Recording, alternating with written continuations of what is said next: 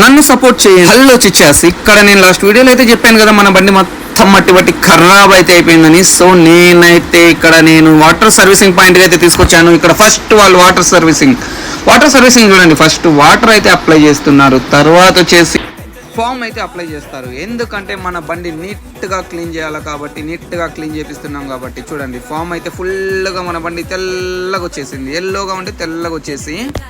So full video కావాలరా అంటే నేను కింద బిలో ప్లే బటన్లో అయితే ఇస్తున్నాను, చూసేయండి. ఇక్కడ చూడండి, వాళ్ళు ఇద్దరు వచ్చేసి నా బండిని క్లీన్ చేస్తున్నారు. ఎందుకంటే పెద్ద బండి కదా మామ.